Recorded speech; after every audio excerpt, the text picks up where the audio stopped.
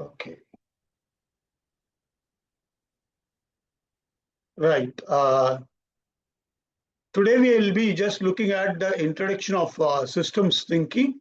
And the moment we talk about systems thinking, what is systems thinking and why systems Can thinking you is go full screen, Mr. Suresh? Yeah, sir. Sure. Thank you, sir.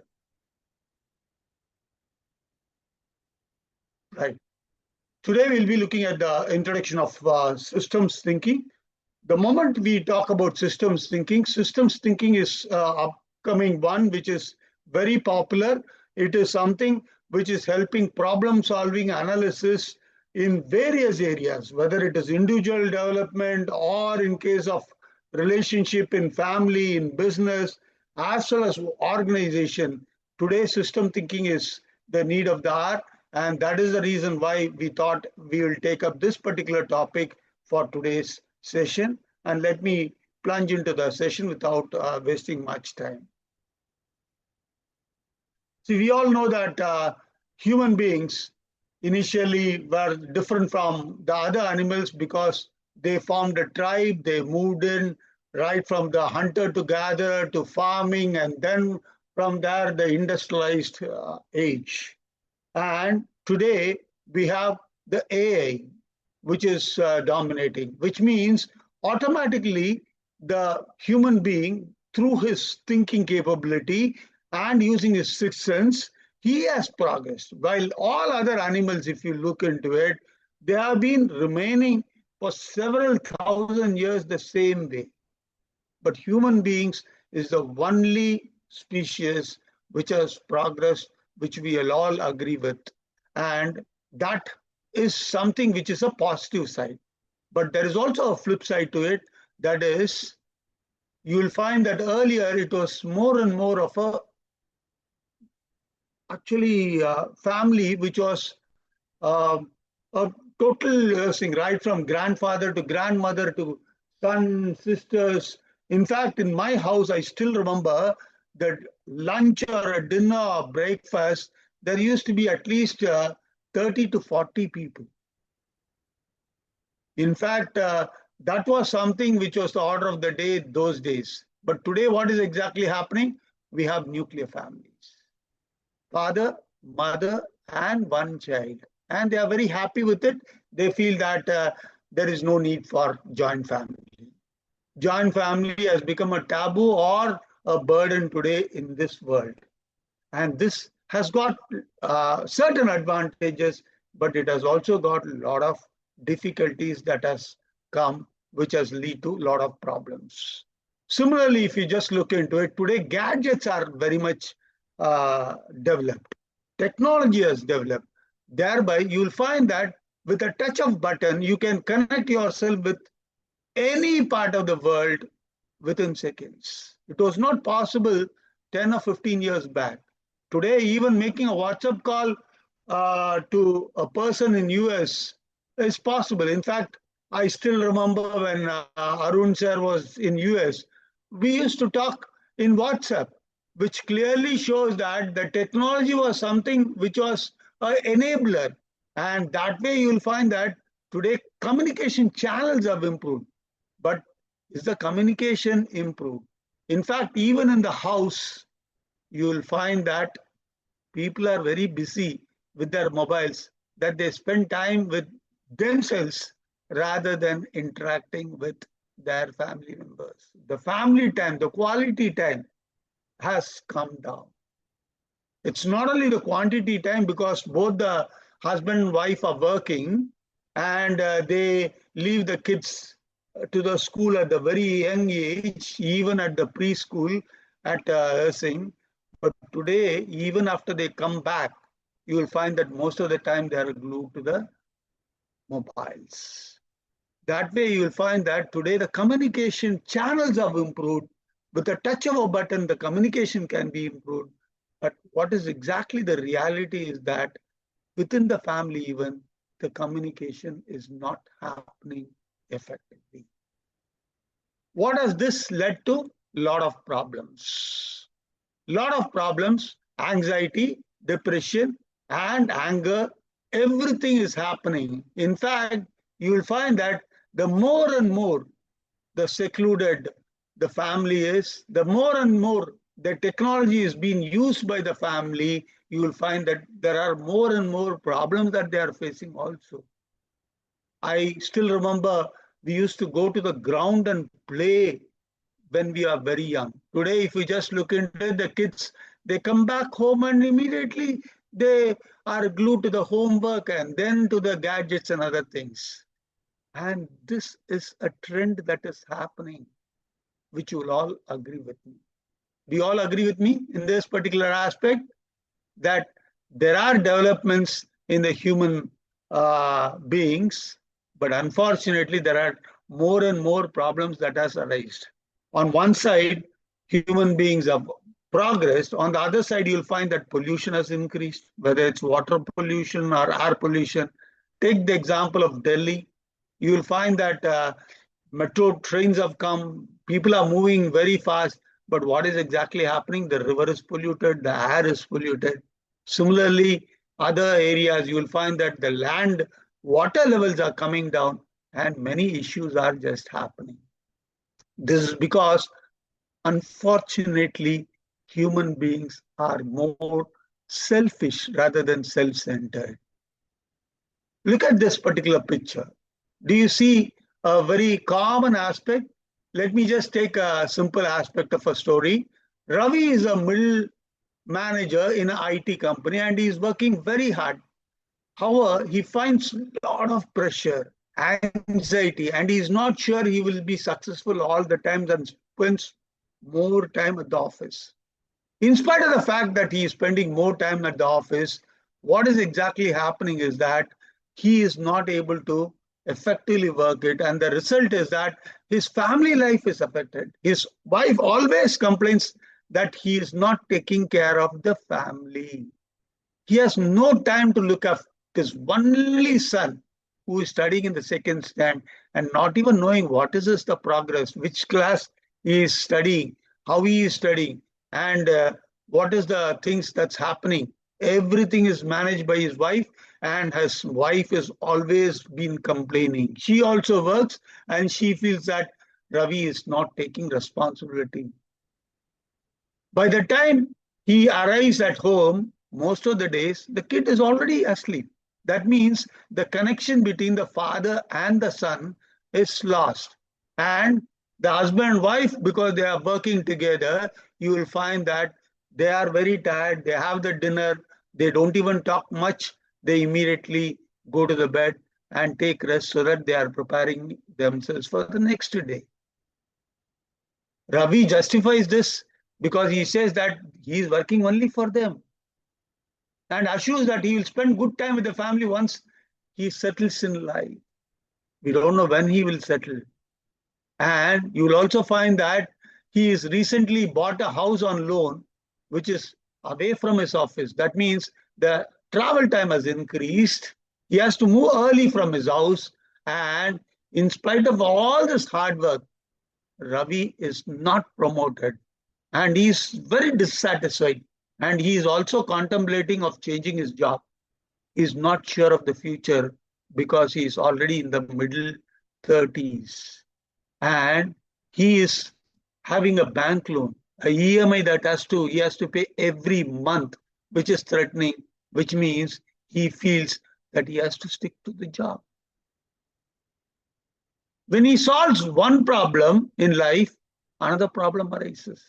It affects his relationship at home as well as at office, and he is not able to concentrate on his office work and remain with anxiety, depression, and he is also angry with himself as well as the system. Of late, his health is also affected and he suffers with ulcer, and the doctor has stated that he needs to relax or else the stress will affect his life and even can lead to major problems like health issues. Right? Do you agree that this is a very common scenario? Do you agree that today there are certain problems which are very complex and repetitive, as you can see in the life of Ravi? And you also find that is a story sounding very familiar to you all.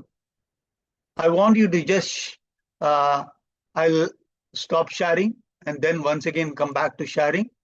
Yeah, tell me, do you agree when I just narrated this particular story of Ravi?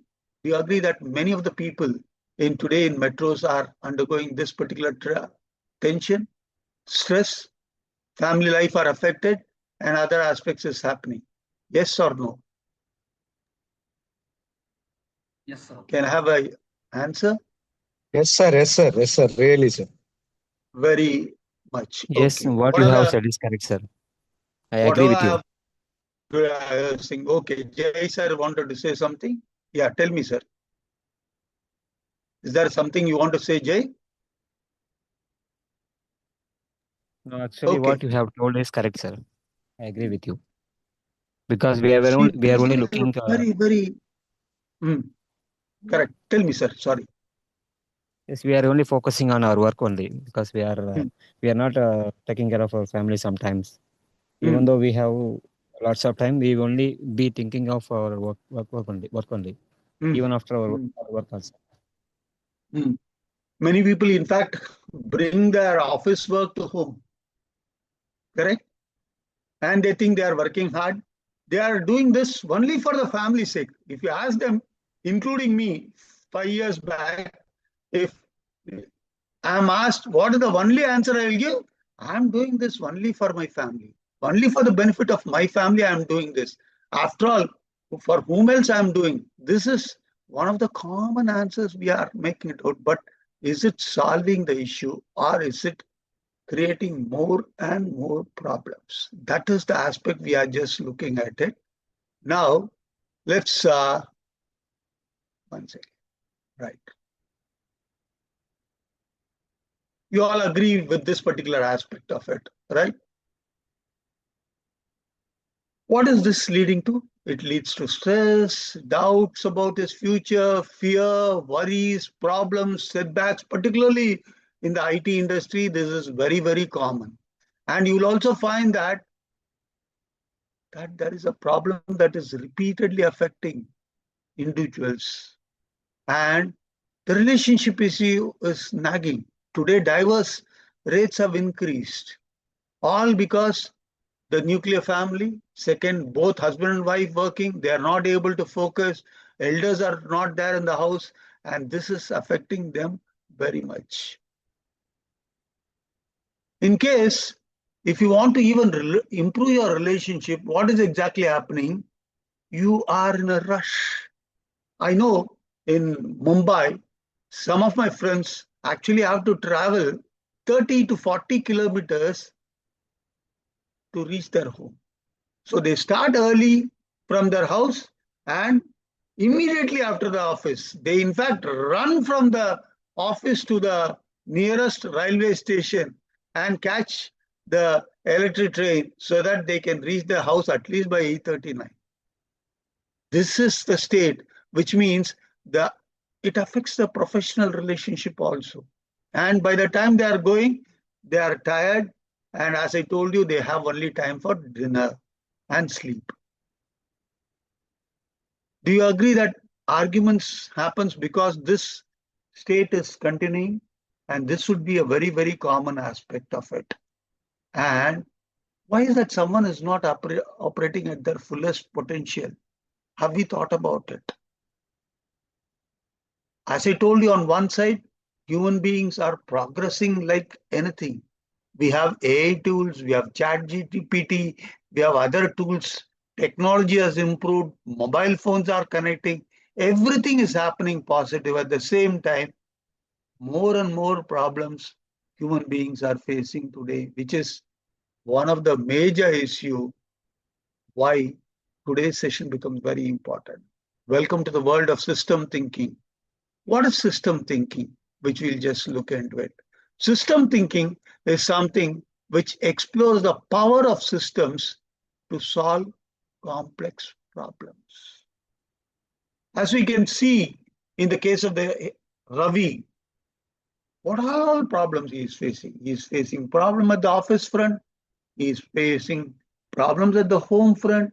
his health is getting affected, and he is not promoted, which is frustrating to him. All these things leads to a vicious cycle which affects him. Correct? Now, before we go into systems thinking, it's very important that we understand what is a system. A system is a combination of both physical and abstract things and how these things relate and interact in relation to one another. If we look into it, in a system, there are three important factors. First is the physical component, second is the abstract component, and third is the things which you have no control. For example, the physical component is what you can touch and see, like your body, your relatives, your house, the car, the clothes, the cell phone, the books. Abstract things is your belief, your convictions, your ideas, values, everything you define your core sense of self that makes you who you are from inside. And lastly, there are things which you have less control or no control. For example, health. Though you can take care of your health in a situation where even the food is adulterated, the water is polluted, the air is polluted, health is getting a setback. Finance, you know that what is exactly happening. The cost of living is increasing. In fact, I still remember when I joined initially in the job, my salary was 1,150 and I could save at least 300 to 400 rupees. I was very happy. But today, even a person is getting 40,000 rupees at the end of the month, he finds that he is not having any savings. More and more EMI, because every house you find that a washing machine is needed. You find that fridge is needed, mixie is needed, gas stove is needed. All the essential things are needed, which automatically means the increased cost of living that has increased. Okay, if this is the case, what is exactly the thing is? Can you mention a few of the systems I've already put there? Unfortunately, we know that everything around us are systems. We know the solar system, the universe, the human body itself, if you look into it, is made up of several systems. Can anyone unmute and tell few of the systems of the body, please? Nervous system, reproductive system, digestive system, Okay. Digestion, breathing, sleeping. Respiratory. Yeah. See, each one of them by separate they are a system, and they are also an integrated whole system, which is there. And if one part of the system is affected, the whole system is affected. For example, breathing, as Raghavan sir said, if breathing problem is there, wheezing is there, you will find that oxygen supply is also reduced. He cannot sleep properly, right? He lands up to anxiety, medical cost has increased. Can you see that there is a big connection when we are talking about system? Look at industry as a system. Our ecology around us is a system. Transportation is a system. Healthcare is a system. Education is a system. Family life is a system. Organization is a system. Electricity is a system. Society itself is a system. And government is a system. If everything around us is a system, you need to understand, unless you clearly study the system, you will not be able to come out with problems. What is exactly happening is people try to quick fix their problem. One problem is solved, another problem pops up. And that is a vicious cycle which is there, which is why today's topic of system thinking becomes very, very important. Let's look at the human life cycle, right from the birth to the death. Everything is a cycle. And not just that. Look at the other side, the pets, the car, the health, the television, the values, the belief, house, acquaintances, the bills he has to pay, the worries he is carrying, the faith he is having, the traffic he has to navigate. Everything is a part of a system. Electricity is a system. Transport is a system. So you'll find that wherever you're looking, things are associated with system. Which means if there is a problem, we need to look into it through the systems thinking, which is a very interesting topic, which we'll be dealing about it. When one part of the system is changed, it affects the other part also. It's something like a balloon. You press the balloon, what exactly happens? You will find that it changes the shape, but the air inside is moving, and you will find that it has got an impact on the other side.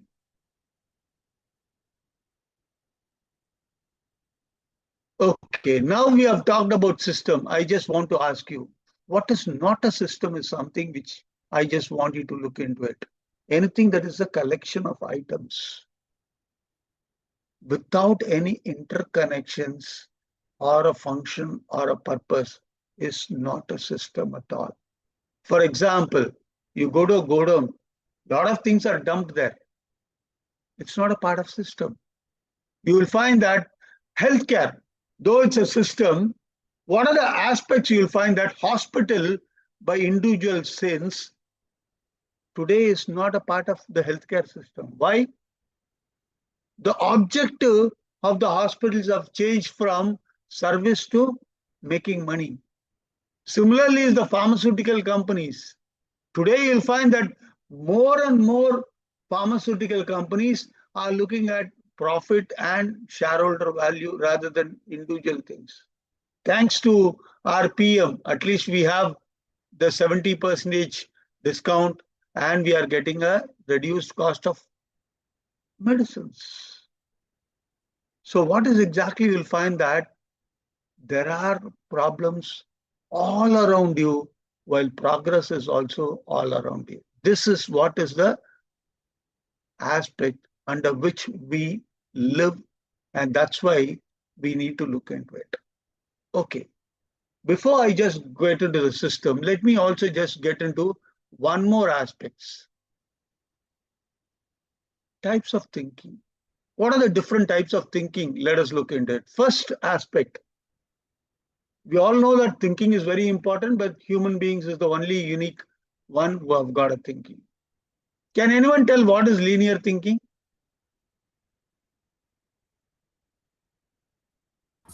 What do you, yeah, Raghavan sir, tell me sir. Going in one direction. Going in one direction. Anyone else sir?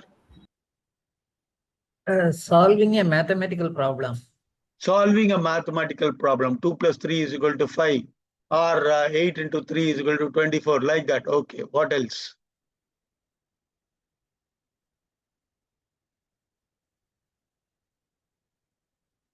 See, when it comes to problem solving, how do you look at linear thinking?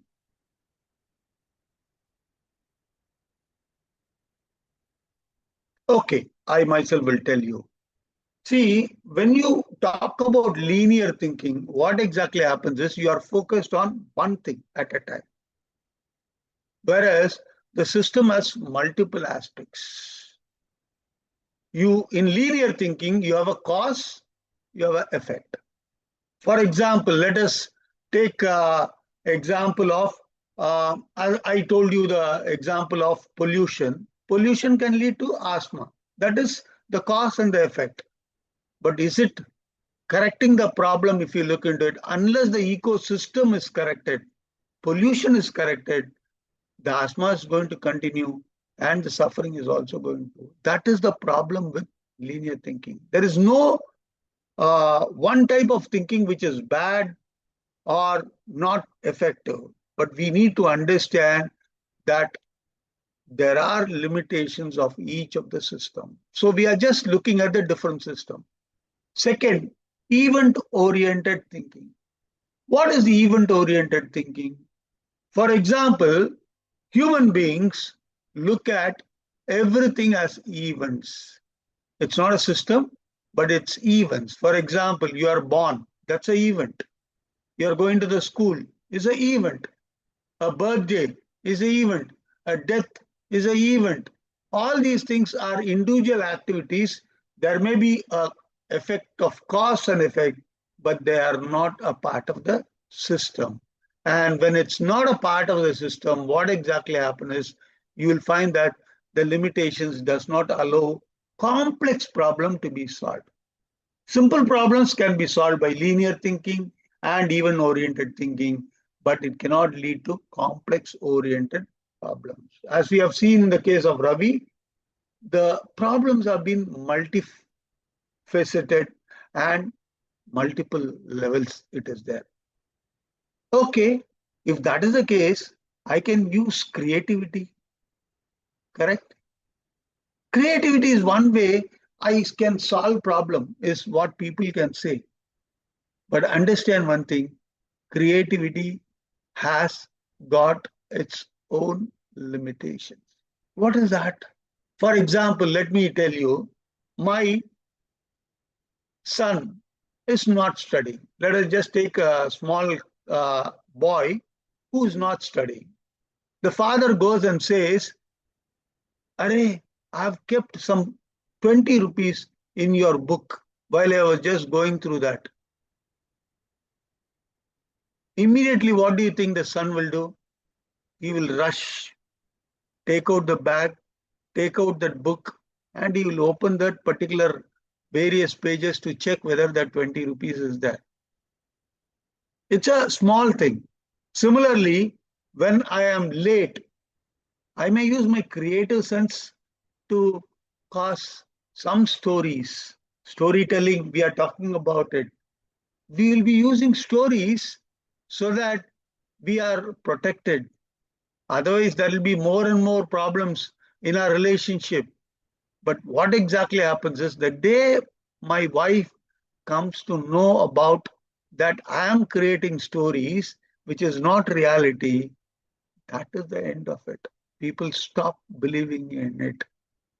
Thus, what is exactly happening is creativity can be useful for some level, but it cannot completely compass all the problems of life. Okay, then we have got something called as a critical thinking. What is critical thinking? Critical thinking is something where you actually analyze various problems and you find out what are the options that's available, and it looks almost like a system thinking, but the only aspect is you are too focused on a particular issue and try to solve it. For example, in an organization, if there is low productivity and low quality control, what exactly the critical thinker will do? He will go immediately call for a meeting of quality control department and production department. He will say that, see, the production has come down, the quality is affected, and this is what the marketing team is complaining about. Fine. For a short duration, the problem may be solved. But what exactly happens is that there is, after a few months, once again the problem arises. Why? When the MD looks into it, he finds that the quality of the raw materials they are buying are defective. So however the quality of the quality control is working hard, however the production people are working hard, as long as the raw material quality is not up to the mark, the output will not come. The moment you go to the procurement division and say that, see, because of you only, quality control and production is not able to function, then they say, sir, finance has clearly put certain budgets. It says that for each of the items, this is the cost that can be made out. The marketing department has called us. They said that for this product, only this much should be the cost price, this should be the profit that should be there. What exactly happens? what is one issue, if you just look into it, has got multiple angles. And that is exactly where we come to system thinking. System thinking is something moving away from normal, linear thinking to non-linear thinking. If you just look into it, system thinking is looking at the holistic way of looking at the whole issues and thereby solving the problems, which is why it has gained high popularity of late. Okay. First aspect we need to understand even before we get into it is, what is repeatedly coming? Is it a problem or a symptom? Okay. Now, let me just ask you all. We saw a lot of examples. We saw the example of Ravi in the office. I also explained about one of the very common problem in office where quality was not up to the mark of the finished products. The quality control department was questioned by the MD. The production department was questioned by the MD. Immediately they improved the check and thereby a little bit the quality was improved. But what exactly the issue was? Raw material, finance, all the other things. So you will find that we need to look at, before solving any issue, any problem of life, whether it is a symptom or whether it is a real problem. Okay. Can anyone just tell about a particular problem in relationship or a symptom? Communication. Communication. Okay. Is communication alone a symptom or a problem? Why they are not communicating? With whom they are not communicating? When they are not communicating? Is it the essential things that they are not communicating, or they are not at all communicating? A lot of things are coming to light. Do you agree on that, sir? What is exactly happening is, if you have got a headache, it's two solutions that can be there. You go to a medical shop, buy a tablet of Anacin and immediately take the tablet. Immediately your pain will subside. But is it the solution? Or is it just only a relief of symptoms? That's the thing which we need to look into it. Many times, this is what exactly happens in life. In this fast-paced world, we are looking at repeatedly symptom correction rather than problems. Let me just ask you a simple question. If a kid is not studying well, what are all the things that can be the issue? Can anyone say?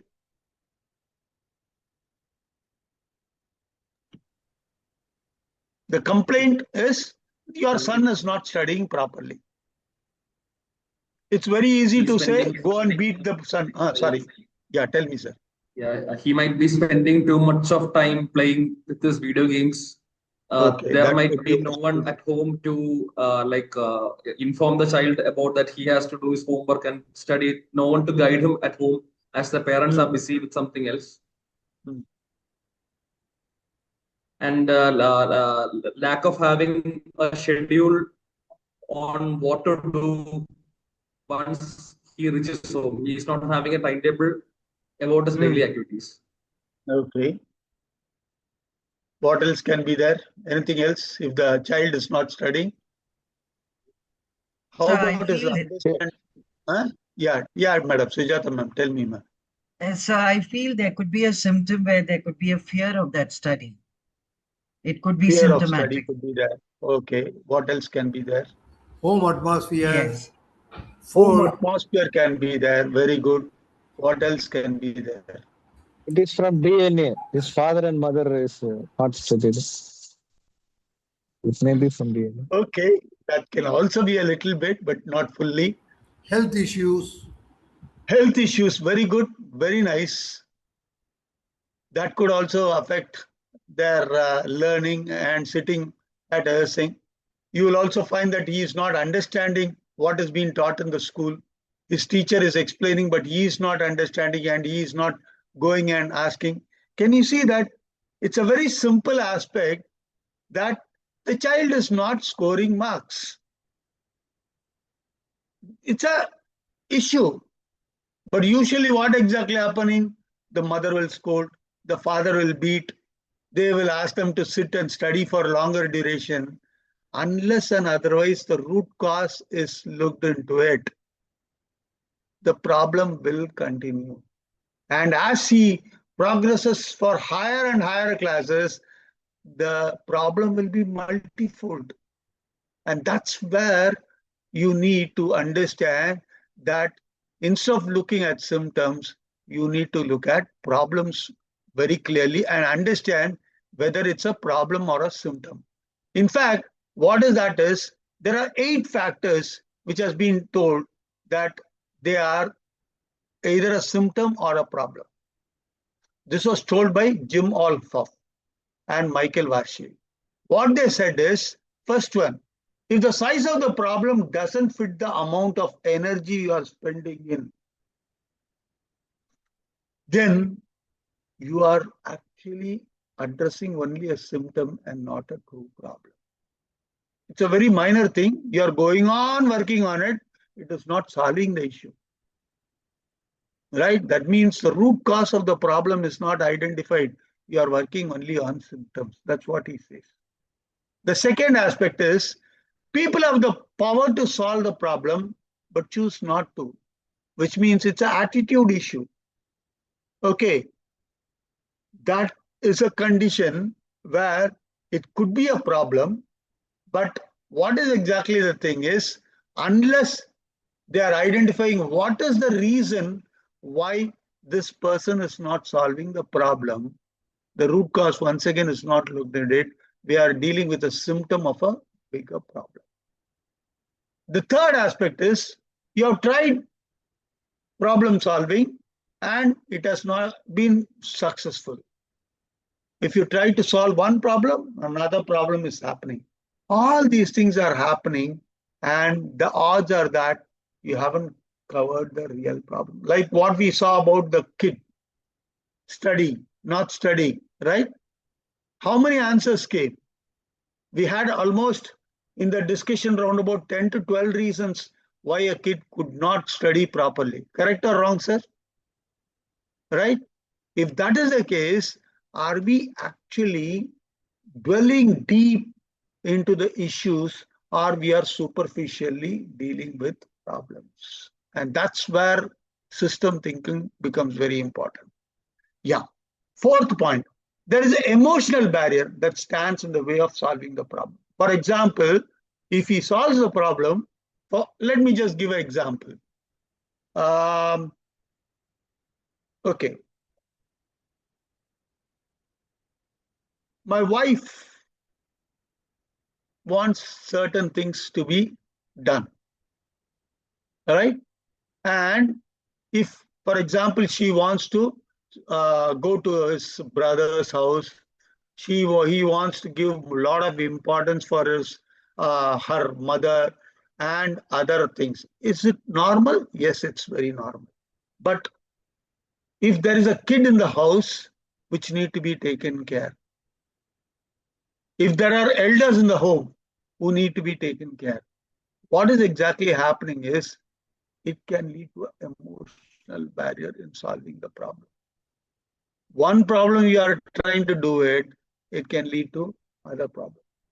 In many of the offices, the resistance happens mainly not because it's not logical, it's because of emotion.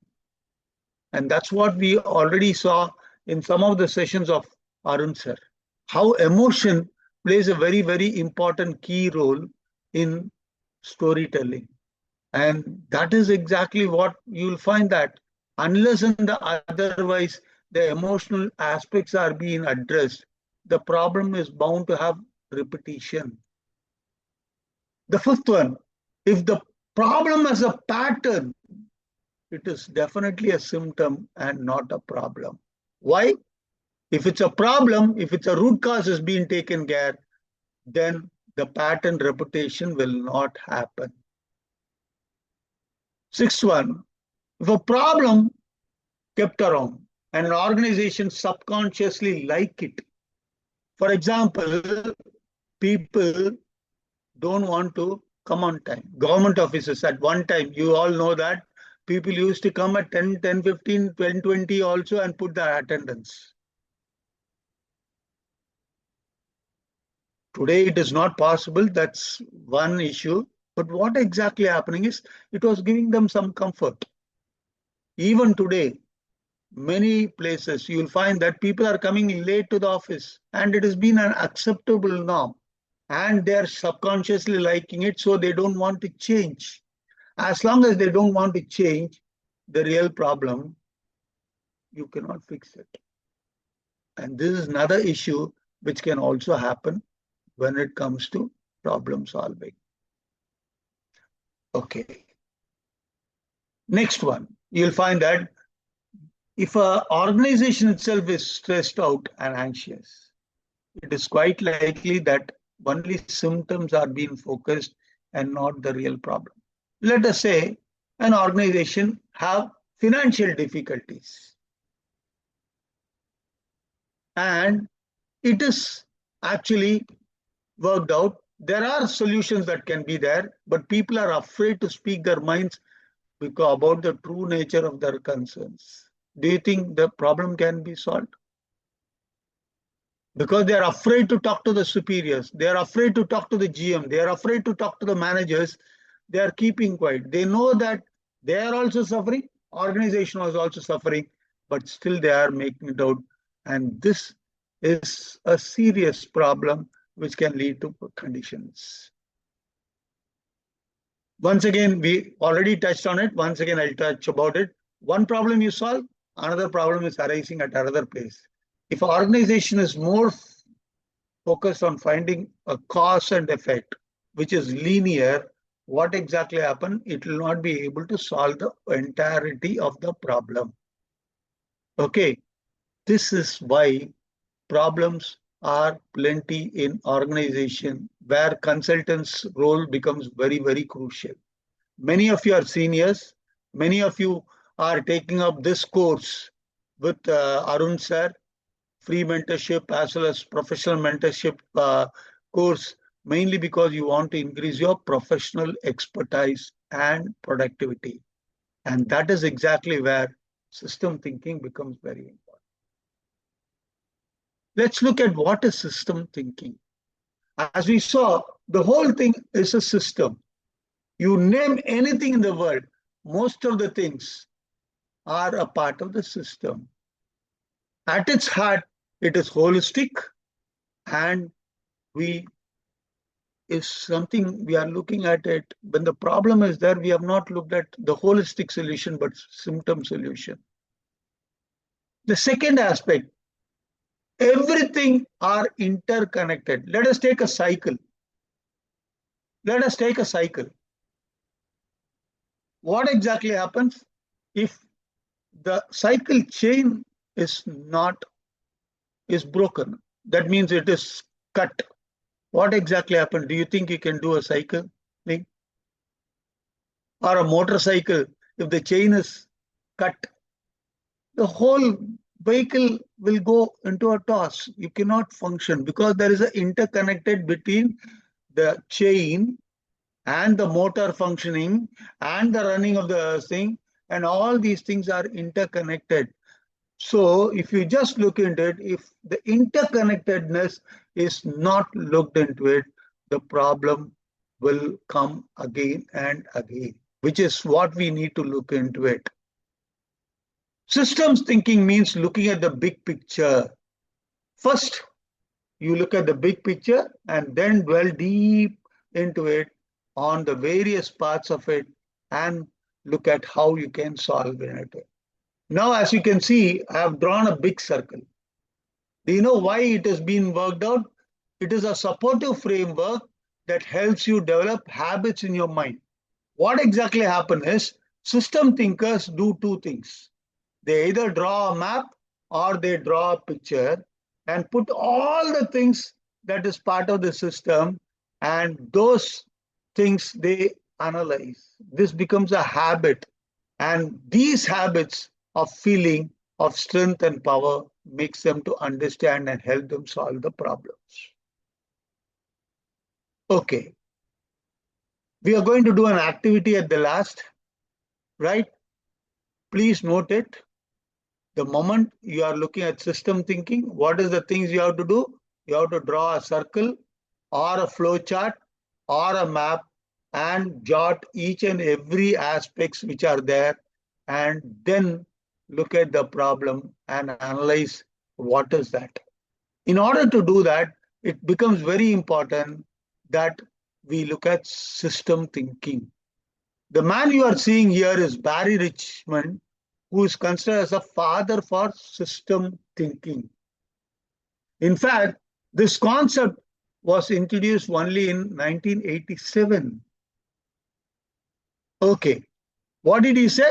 System thinking is the art and science of making reliable inferences about behavior by developing an increasing deep understanding of the underlying structure. Okay, let me just ask you a simple question. How many of you are in the HR field?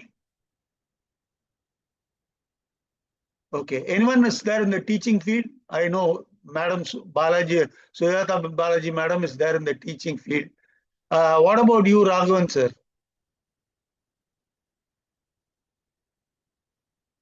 What about you, AQM sir? I was in the company and then I came over to academics, both. You are in the academics. Do you agree that today in academics, there is more and more problems? Students are under pressure, teachers under pressure. College itself is under pressure to perform, and survival becomes a very difficult thing. Do you agree on that? Yes? If that is the case, why is that it is happening? It's because of one aspect which we need to look into it, and that's where the core aspect of system thinking comes to play. Before that, we will just look at very quickly at a brief history of system thinking. Yeah, sorry. This man, Alexander Bogdanov, he developed a technology called as techtology. He used the word techtology in 1913, which was aimed to develop universal science of organization and study the fundamental principles of organization, life, and mind, and look at problems. Later, his successor in 1937 is Ludwig von Bertalanffy. What exactly happened is he created a thing called as general system theory. What is this general system theory? General system theory is an interdisciplinary field that develops a theoretical aspect and understand why this problem has come, how this problem has come, how we can solve these problems. And they founded a society which is called as a general system research. And that is exactly the initial stage of system thinking. Today, you will find that Norbert Wiener is looking into computers and have come out with something called as cybernetics. What is the cybernetics? Using mathematics and philosophy, he has ensured that study of control and communication in machine and living organization, which is very much an order of the day. In fact, the recent one is the Macy conferences, which was responsible for artificial intelligence and computer science. Today, everyone are talking about artificial intelligence, right? And this is what has been developed recently. These are part of the system thinking development that has happened over a period of time. Whether it is general system theory or cybernetics or complexity theories, All the three theories together form a cohesive aspect, which is what we call as system thinking. Okay. Now, let me just look into system thinking and how it is evaluated based on the maturity. For example, if a person doesn't know what is a system, he is only looking at simple problems. For example, Raghavan sir said, or Balaji Sudhata madam said, they are in the educational institutions. Attendance of a particular class students are a problem, right? It's very easy to say that students are irresponsible, their parents are irresponsible, they are not coming on time, and attendance is very low.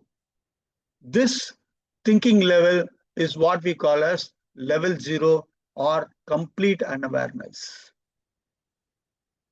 The next level of system thinking is what we call as level 1. What is that? It's called as shallow awareness. What do you mean by shallow awareness? You know, there is something wrong, which is why students are coming late. Which means I need to look what are the factors which is leading these people to come late. Is it the bus facility is not there? Is it other factors which are there? And why is that? The third one is deep awareness, where they thoroughly analyze and come for solutions. These are all at the thinking level, which is not solving the problem. The third, fourth, and fifth is what actually matters a lot, because these is at the action level. As I told you, the education, attrition is very high, or kids are coming late to the educational institution. The novice look at system therapy as a whole and looks, what is that? Is that the basic policy of the educational system is not up to the mark in the educational institution? Is it there too much of lenience? Is there something anarchy that is happening because the teachers concerned are not very strict? They allow even if latecomers come inside the class. Is it the watchman who is not checking it out and closing the gate by sharply at the time the college starts? There may be many reasons, and that's what the novice does. What the expert does, he goes one step. Why is that? Is that there is something wrong with the curriculum? Is it something wrong with the recruitment of the teachers? Is it something wrong with the students themselves whom we are selecting? Is the system wrong? All these things are looked at by the expert, whereas the guru is the person who is thorough of system thinking and makes everything effective. So you'll find that system thinking is a very ideal tool which can solve many of the issues. In system thinking, there are three critical components. I just want you to look into it and be very clear about it. First is the elements. The elements are the things which are easily seen. For example, I gave the example of a cycle. What are the parts of a cycle? You have a handlebar, you have got a bell, you have got a light, you have got pedal, you have got a chain, you have got a stand, you have got what do you call a seat, and backside you have also got certain aspects of it which are part of the cycle, which we call as elements. What are the interconnectedness? The interconnected is the cycle chain, which is a mechanical process. If it is a motor, it's a interconnected system. In case of a factory, what are the interconnectedness that can happen? There are a lot of things. Since we have touched about the educational institution, I will just talk about the interconnectedness.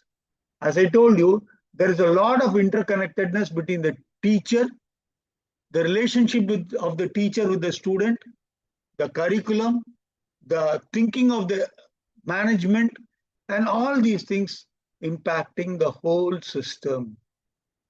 And last one, what is the purpose, which is the ultimate factor why the system works. Elements are nothing but the components of the system. They are essential, but even if one element is lost, still the system works. Whereas interconnectedness and the purpose are all very, very important, and each of them play a very vital role if the system has to survive. How many of you know about a factory, Binny factory in Chennai? Some of you will be knowing about it. Or some of the factory, let us just forget about Binny factory. Some of the old factories which are closed now. Textile factories in Coimbatore or other things. What exactly happened? The purpose is lost, the whole thing is lost. Let me just give an example. What is the purpose of an educational institution?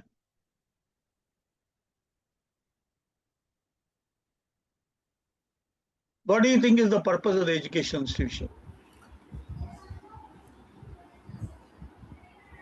Yes, sir, Raghavan, sir.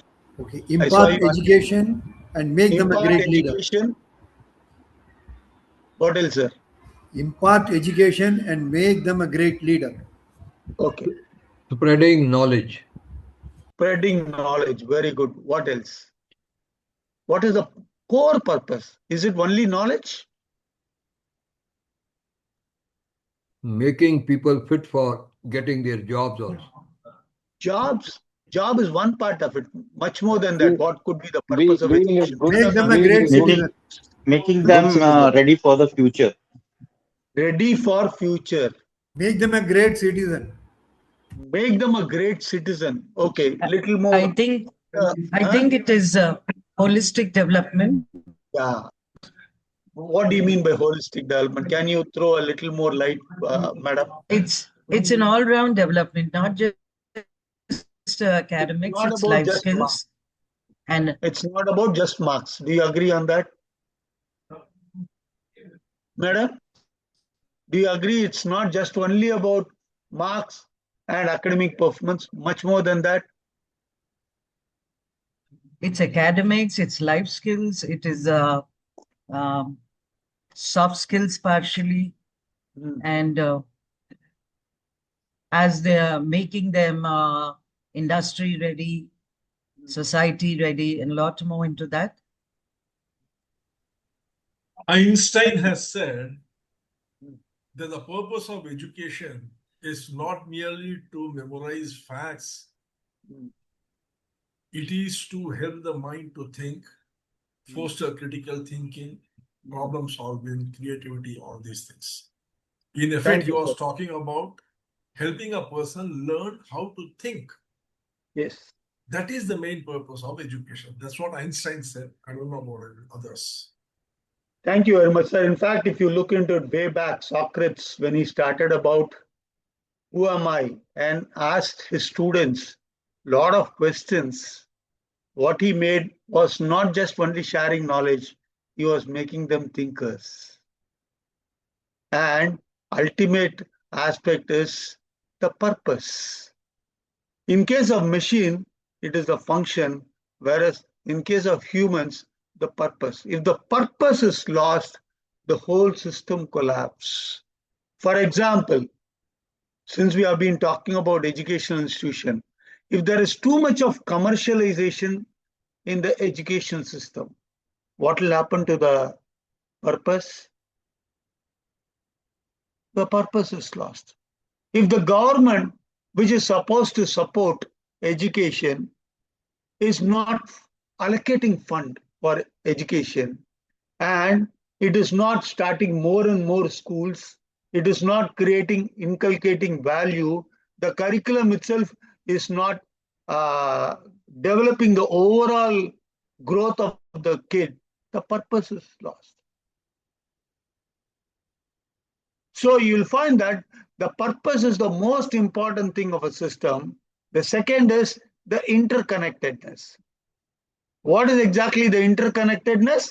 The curriculum is connected to the student, to the teacher, to the overall growth of the educational system, values, everything are connected in the educational system, whereas individual components are nothing but a school, building, timetable, curriculum, bell, gate, other aspects are just components. Why do we need to know about this? The elements, as I told you, is the most simplest thing which can be visibly seen. In fact, if you just look at the circulatory system, the heart, the lung, the blood vessels, the arteries, and the veins are all called as elements of circulatory system. It's a most visible thing. There is a purpose, there is a function each of these elements play. But imagine someone is suffering with lung disease. Do you think he can still survive?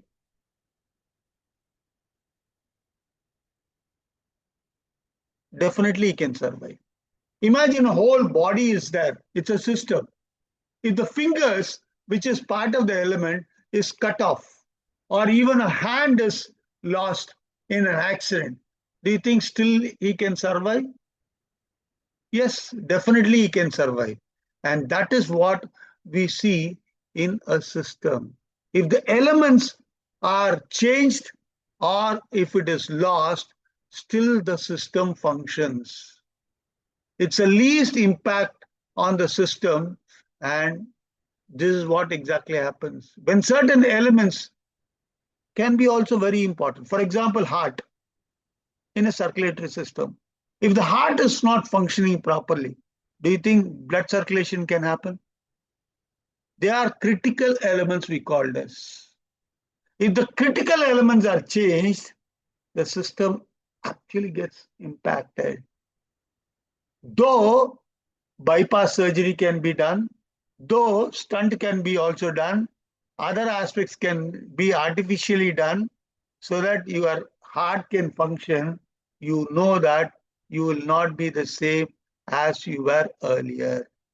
So the simple aspect is, it always, even if the element is getting changed or it is decaying or it is continually changed, you will find that the system tries to maintain its function, because ultimate aim of any system, look at the pollution that is happening, global warming is happening, but still the universal system is continuing.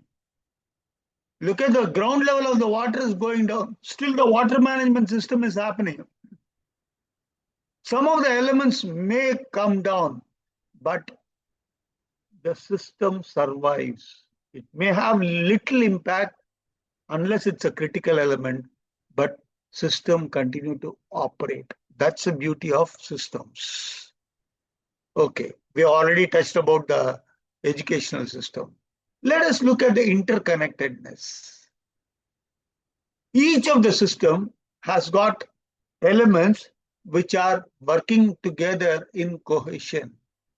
And one part of the interconnectedness is altered, the whole system is altered. Let us just take an example. Let us say recruitment in an organization is stopped, or quality recruitment of teachers are not happening in the educational system.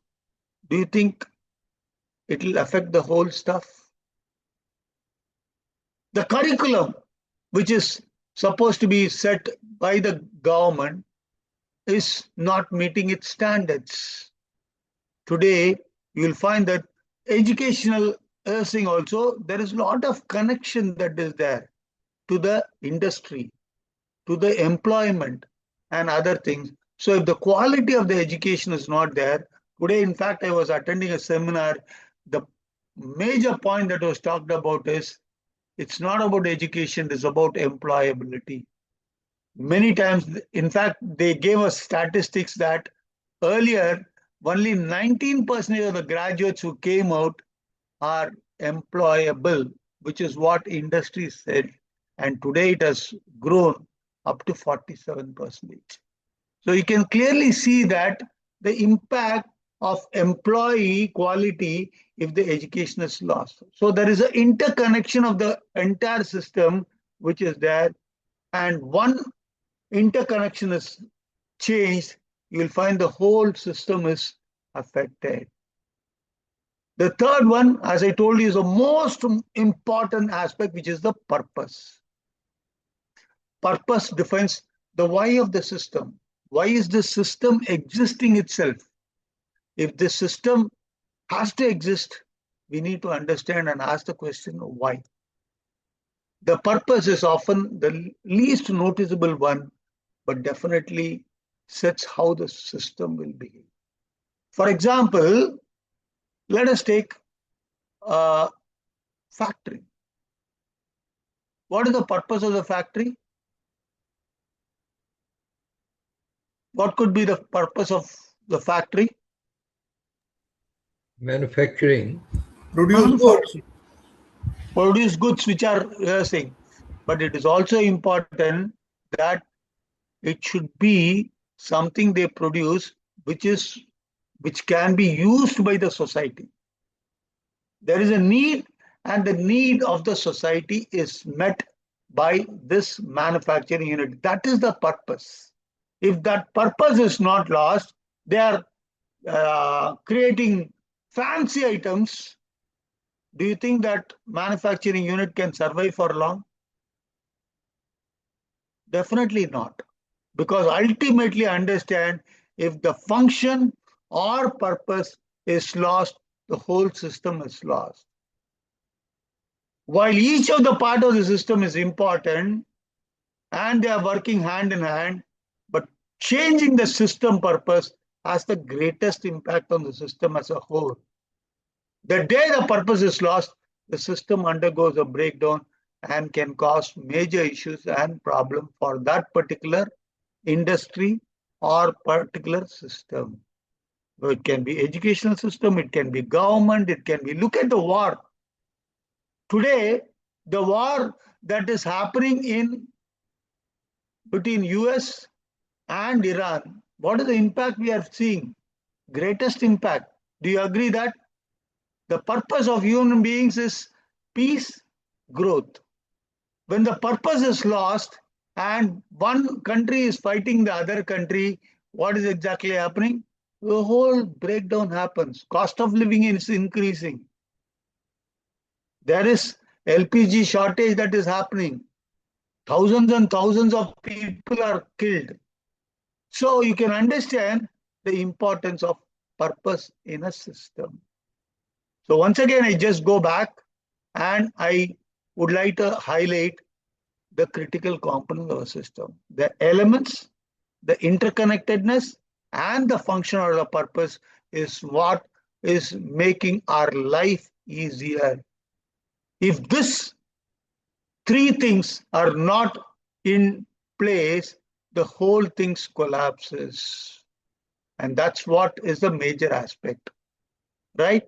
Now, as we have seen, the father of the system thinking, Richmond, he said there is certain process step in system thinking.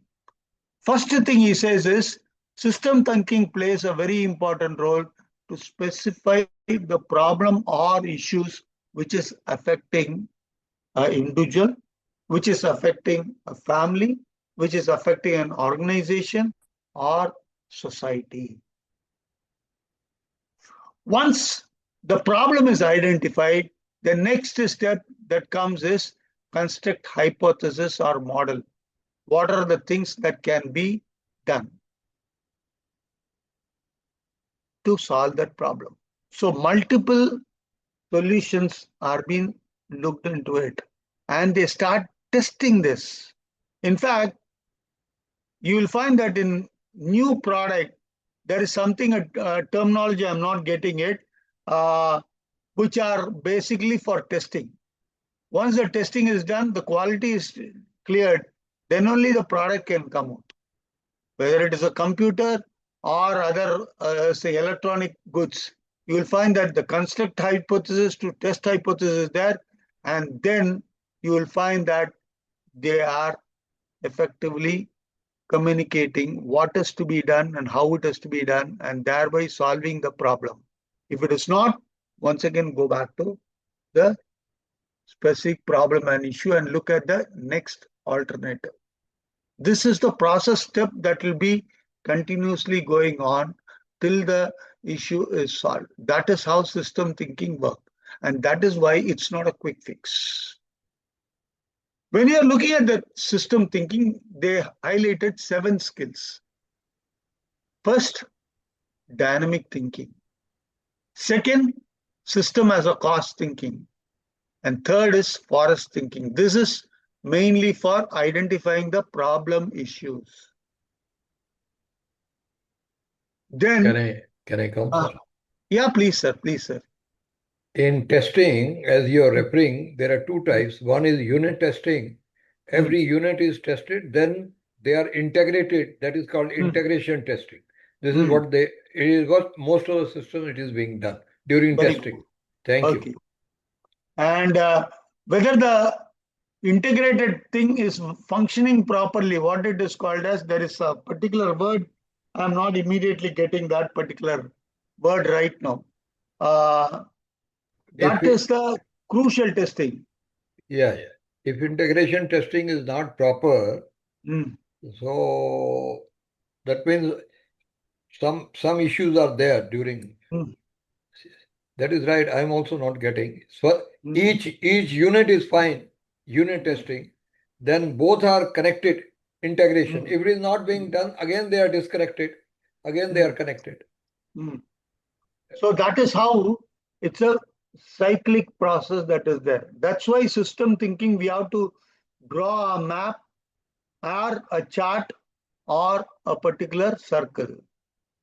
In order to do it, as I told you, for identifying the problem, 3 things are needed: dynamic thinking, system as a cost, and forest thinking.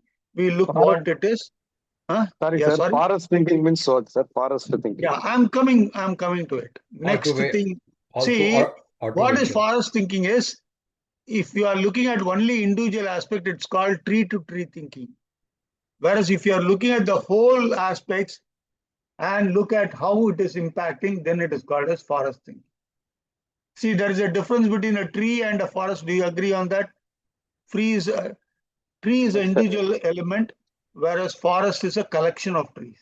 Yes. Right? So the collection of the things are being looked into it. That is what it is. I will come down to that.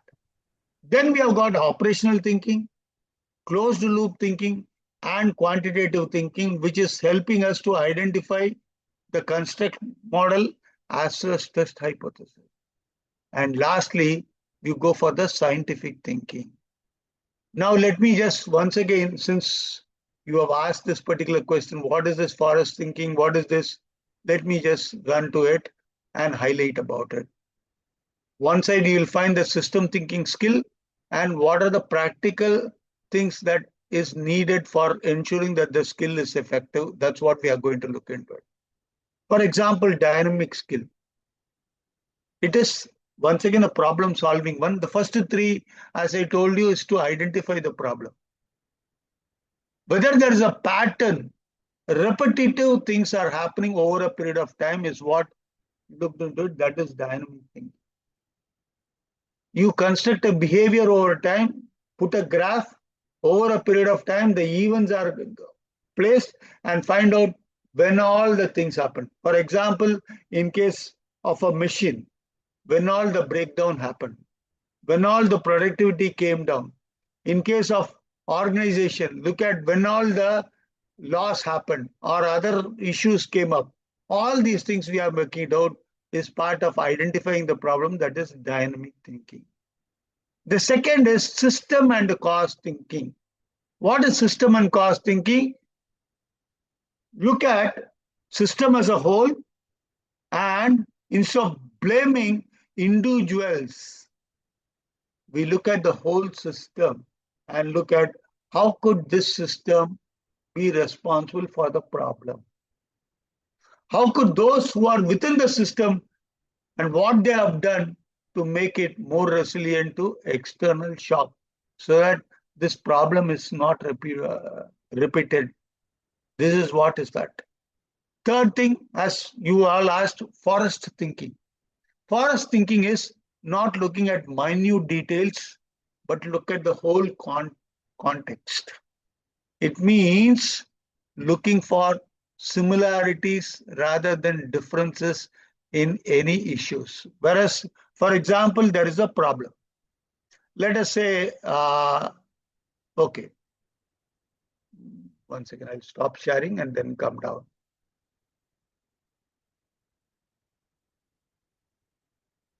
Okay, forest thinking. What do we say? We are looking at similarities rather than looking at only one issue. Let us take a simple example. Which is the one area you want, which system you want to look into it, so that we can give an example. Any one system you just tell me, sir. Suppose in a company, we are manufacturing a particular, say, component. Not a component, say a particular machine. There are various components involved in it. But the machine is getting defective once we complete it. So how do we go there? Okay. Actually, it comes under Deming rule on quality thing. What we are going to talk about is how many times this particular defective machines are being produced. Is it only one time, or is it happening repetitively? When it has happened, and next level, deeper level, you have to look into it. Is the problem similar, or each time the problems are different? If it is similar, then you know that this is the cause why this particular machine and the components which are put together is causing the ultimate reason why the function is not happening. And that's what we call as the forest thinking.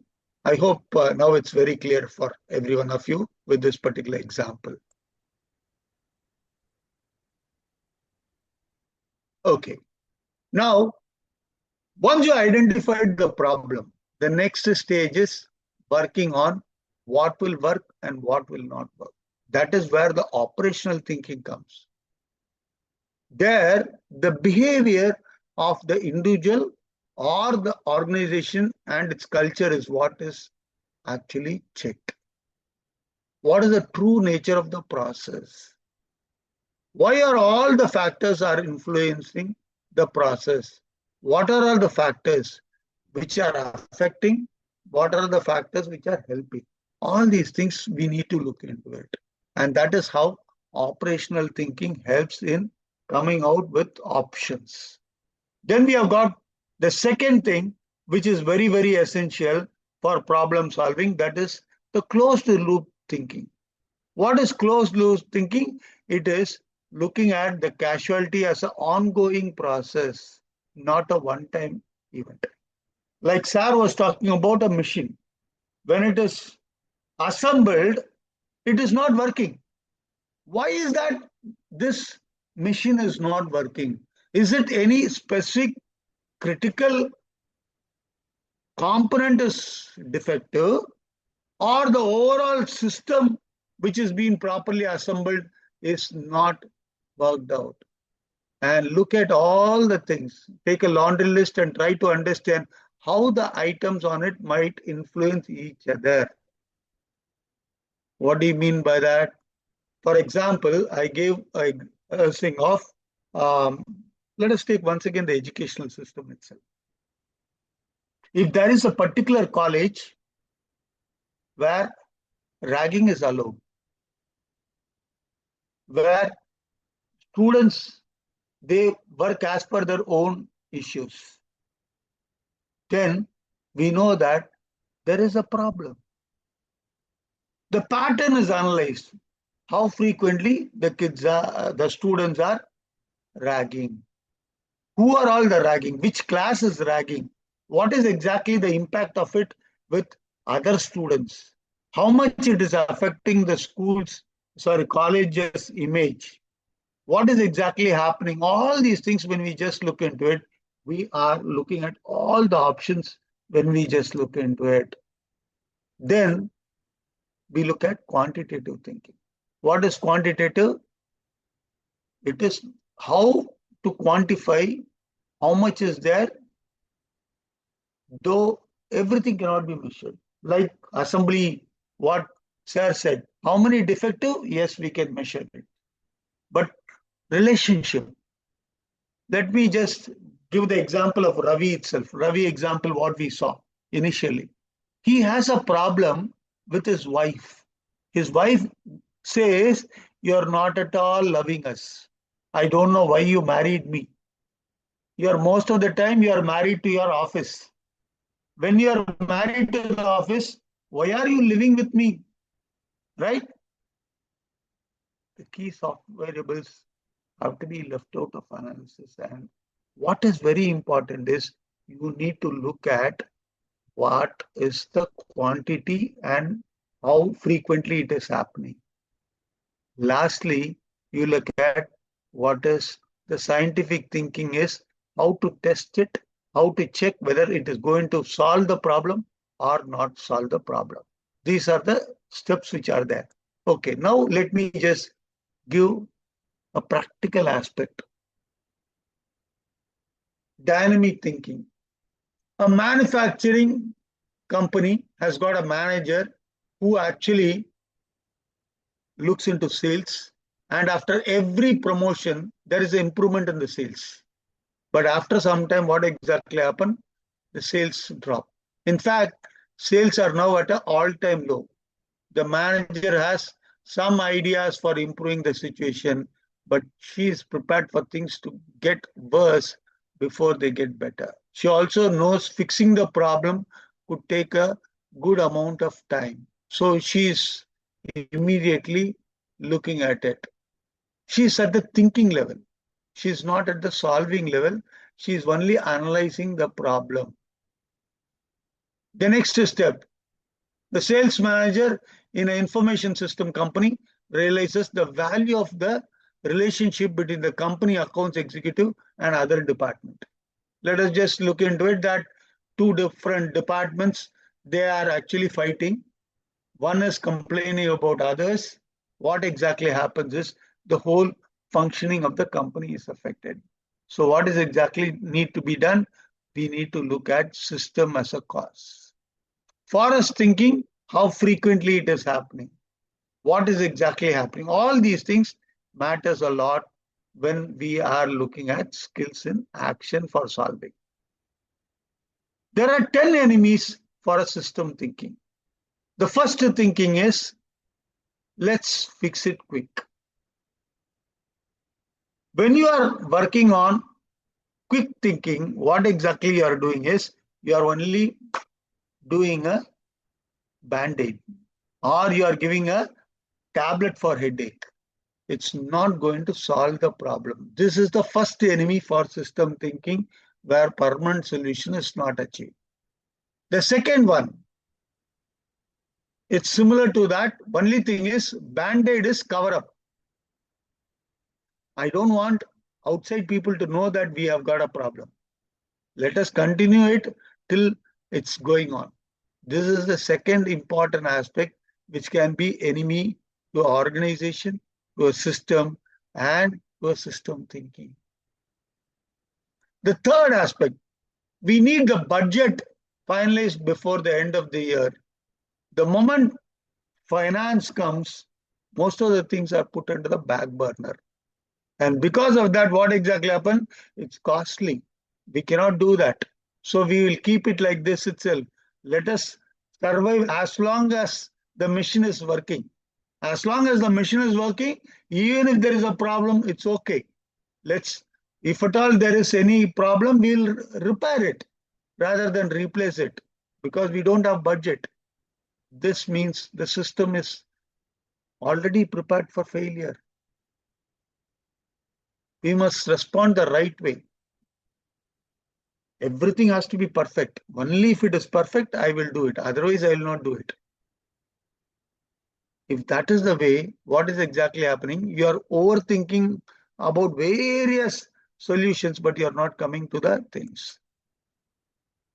Exactly opposite. Who cares? As long as it's not affecting me, it's okay. Let the company have problems. Let the institution have problems. We will grumble. We will tell that the management is not functioning properly. This particular department is not functioning properly. That department is not functioning, but we will not look at solutions. We need more information. Only when we get all the information, we can do it. It's similar to collecting all the factors. It's overthinking, analysis paralysis case. Right? Second one, actually, if you just look into it, is overthinking. Which means sometimes what exactly the thing is, your department man itself will say, no, you are exaggerating things here. Because you are exaggerating thinking, everything around you is looking at a problem. We don't have any problem. If that is the case, do you think you can come out with a solution? No. Then forget the rest of the organization. We have to take care of ourselves. That means our department, our individual units, we ourselves as individuals, let us protect ourselves. Let the organization go to dogs. We are not bothered about it. The problem persists. And lastly, we don't want to have conflict. We want to be a good boy. We want to be a goody-goody person, which means any problem, I will not talk openly. Inside, I may have a lot of problems. I may grumble, but I will not go outside and tell that there is a problem. Right? If this is the case, these are the 10 enemies that is there, you will find that you will not be able to solve the issues. We are doing it all the days the same way. So let's not change it. It's another thing. Okay. Now we are going to do an activity. What is that activity we are going to do is, let me just work out. I will just give this activity and I will give you 20 minutes time, right? For you to analyze the issues. We have to look into three things: the elements, the interconnectedness, and the third is the purpose, right? I want you people to work as a team and look at this particular activity. It is nothing but what you already saw in the beginning, Ravi's case study. We saw that Ravi was having a lot of issues. He is IT manager. His family life is affected. He is not able to concentrate with his son. He is justifying that he is working only for the family. He has recently bought a house, because of which even if there is an opportunity to leave, he is afraid. And in spite of hard work, he is not promoted. When he solves one problem in his life, other problem arises. Of late, his health is also affected. What I want to do is, let me just I would like to request everyone to take a screenshot of it.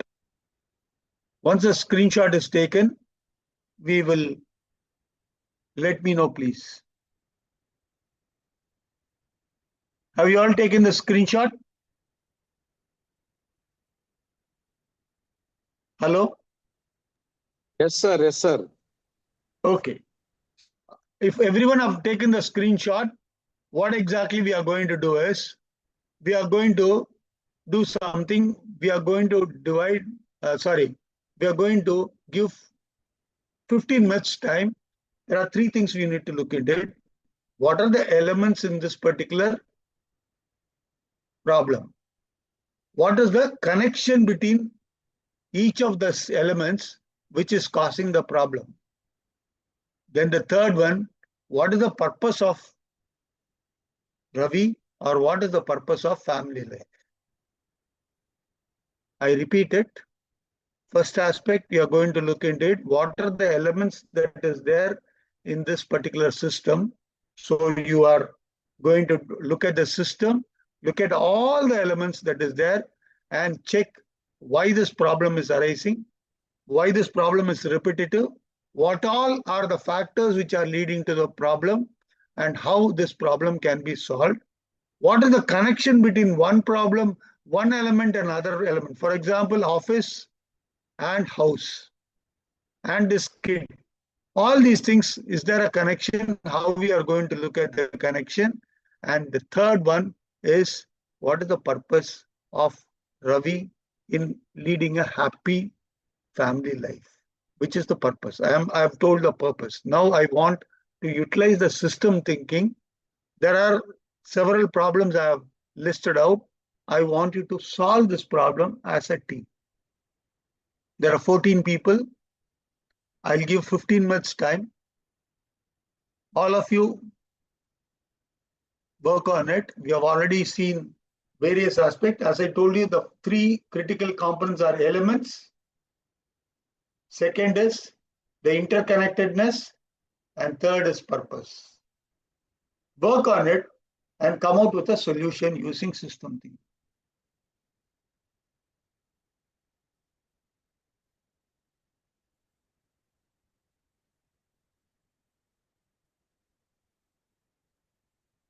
Or should we divide you into 2 teams? Or 1 team is adequate? Hello? What's your suggestion? Anilji?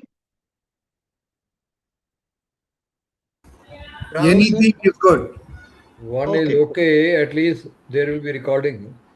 Yeah, do one thing. You all sit together. Already you are there. Discuss with the things. As I told you, there are 3 things you need to look into. What are the elements? What are the interconnectedness? How I can solve this issue so that the purpose of the family life and happiness of Ravi is established. That is the whole issue. Now use system thinking.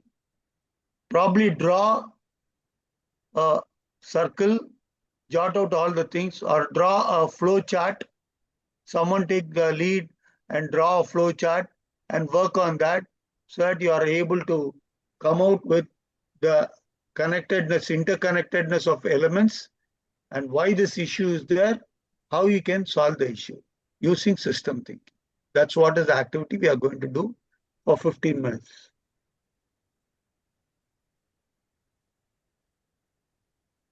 Shruti said you can note down the points one by one. I think that will be better. Yeah. You can start the discussion, sir. You have already taken the screenshot. If I were asked, I would divide the elements broadly into 5 categories. The first one I would say is the effort, the amount of hours and intensity of work that Ravi puts into his job. Second, I would say is the family time, the emotional and physical presence that Ravi is giving to his family. The third is, I would say, the financial health, his home loan, his EMI. The fourth, I would say, is the cognitive load that he's having, which is affecting his performance, his ability to think strategically, innovate and perform at a promotable level. The fifth, I would say, is his career growth, the formal recognition and salary increase from his employer. I would create these 5 because you see, one of the problems in system thinking is one should not become too granular, otherwise you will have too many variables to work with. Correct. Only one suggestion I want to make is look at also the emotional factors. That's what I said, cognitive load. Yeah. Cognitive load comes there only. Mm. Now, how is the interconnectedness? You see, the amount of work he is doing is is working in the principle of law of diminishing returns. The more he is working, he is getting lesser return. Yes. This could possibly be because his recovery time is very poor because of the too much of work. This cognitive function is depleting. Attention, memory, decision making is on the decline due to chronic stress. This could possibly lead to lower quality of work, lack of effective working, due to which his promotion is getting prevented. And when his promotion gets prevented, he tends to work even harder. In the process, he neglects his family even more. That has again another further cognitive load. So this becomes a very vicious cycle. Lack of promotion means his income is remaining stagnated, if not going down. But the value of his income is going down because cost of living is going up. This is further reducing his performance at work. High work effort reduces family time, leading to a lack of emotional support, increased stress at home, increased stress from his career.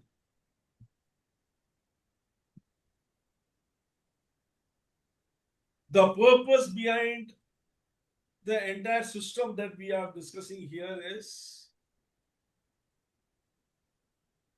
survival, growth, self-actualization, and satisfaction of Ravi is the purpose behind the whole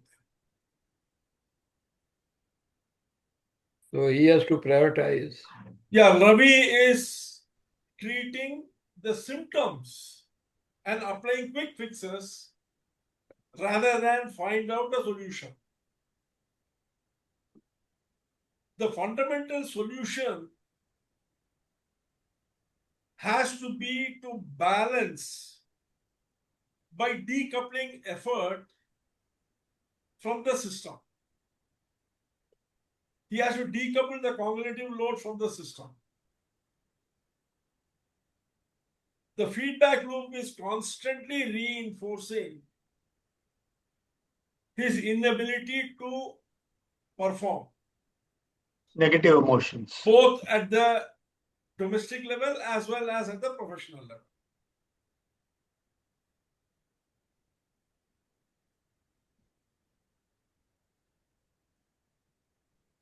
The cognitive performance needed for promotion, he is unable to achieve. And that is unable to achieve because on one side there is a stagnant income. On the other side, there is both an increased stress from the amount of work he is constantly increasing, and he is getting isolated from his family. That is again adding another cognitive load to it. So he has to perforce decouple himself from all these, strategize so that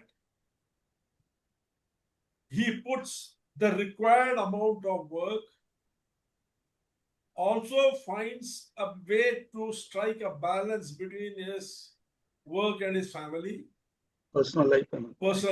so that the cognitive load will reduce. He will be able to define what success really means and then work towards it in a siloed fashion. Here, there is a need for both forest thinking and siloed thinking. The forest thinking should appear in the way of purpose. Siloed thinking should work on the elemental level. And, the balance between these two will be the interconnectedness level, where he will have to identify the trade-offs as to increasing what sort of an influence it will have in the other. For instance, if he were to increase his time at home to enhance his personal life satisfaction, what effect will it have on his official life? So you see, this balancing has to be done. The available time is only 24. Forest as well as siloed thinking is necessary in this case. That's my opinion. Thank you, sir. Thank you very much. You have touched on many of the vital aspects. Others can also contribute. Now the problem has been identified. There are problems at professional side. There are problems at personal side. Problems individually, that is the health part of it, because of stress. Now, is this a common aspect? It's a very, very common aspect in many of the families. Now look at system thinking and look at how we can solve this issue. Come out with options.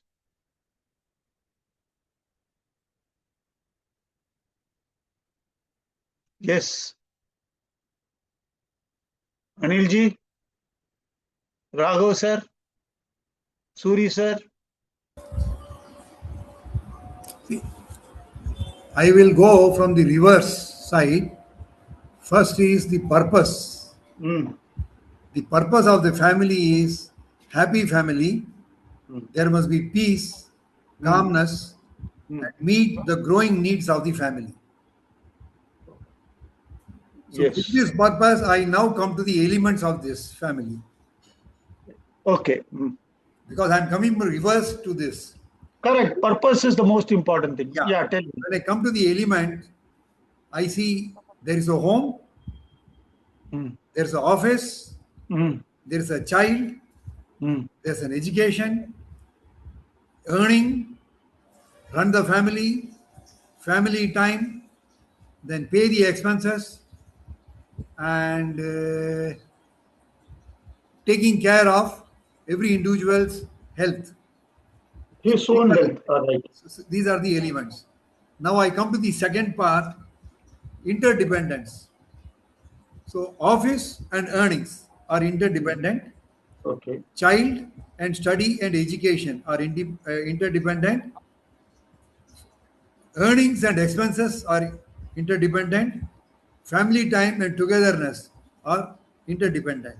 And now we will apply the system thinking item by item. First, what I would like to request is put a circle. Yes. List all the things which you have talked about. Yes. Right? Then look what are the reasons why this problem has come. Yes. Once you identify the problem, then only you can actually provide a solution. Link. As we said, symptom cannot be the solution.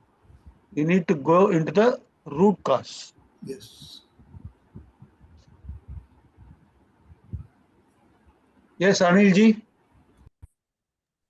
You see, he has to prioritize like work-home balance, work-life balance, and prioritize to his health. Then work. If he loses his health, then the whole thing goes waste. Hayway. That is the first thing. The priority of the family is he should first focus on himself. That he leads a comfortable life. He should not run very fast life. He should go slow and try to save his health and family's emotions also. Give time to children and give time to wife also.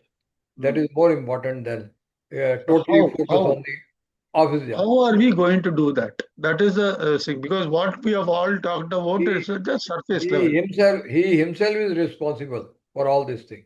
He has to change the priority for that. What is that he can do?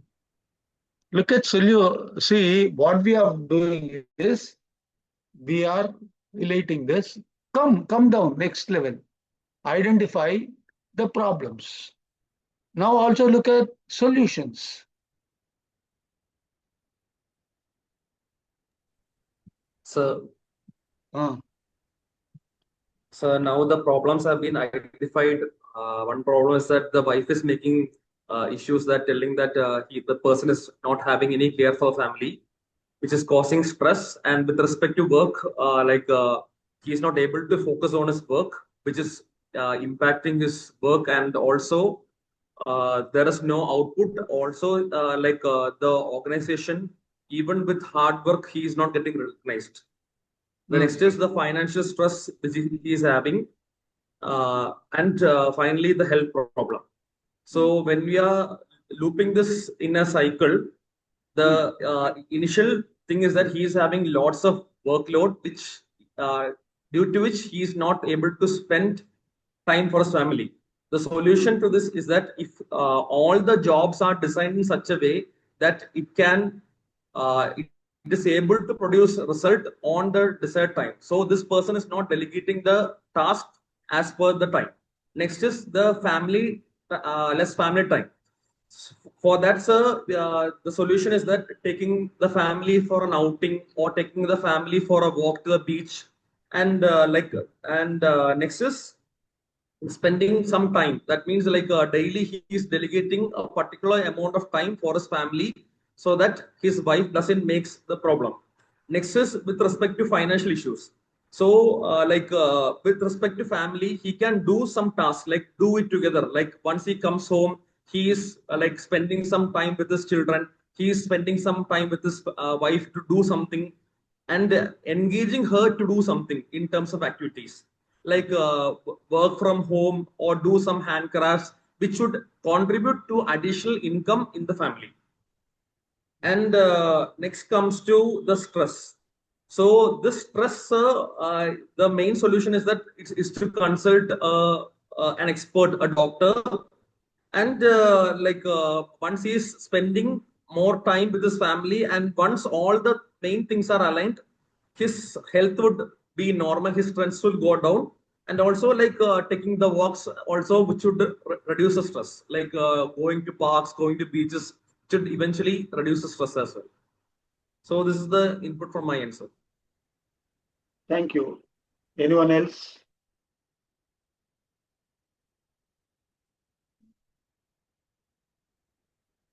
Raghu sir, what is your solution? Sujata madam, what is your solution? Paul? Yes, sir. Actually, this is a real scenario what we are coming across. So the element everybody find out, it is interconnected with his personal and professional life, how he's handled. That is the bottleneck here. So if you go the purpose, you should understand the emotion part very well. The emotion, what is missing is how he is balancing. That is the main point here. And his skill set also need to be standardized, as Sir told. The framework should be done, and he should think in a deeper way. That critical thinking, the one by one, he has to list down and find out the brainstorm and introspect himself and find out lots of things where he is lacking, and slowly it should be rectified. Not in a one day it will not come remedy. Slowly you should give space to their wife, and you should work properly, systematic approach, and gradually you see some growth in himself and the confident. How he is handling that emotion, that is the vital thing here. If the emotion is handled properly, then everything will fall right, and so that he is not working on the symptom, but system will give a better solution, and so that he is achieving in systematically. Okay. Anyone else? Anyone else would like to come for solution?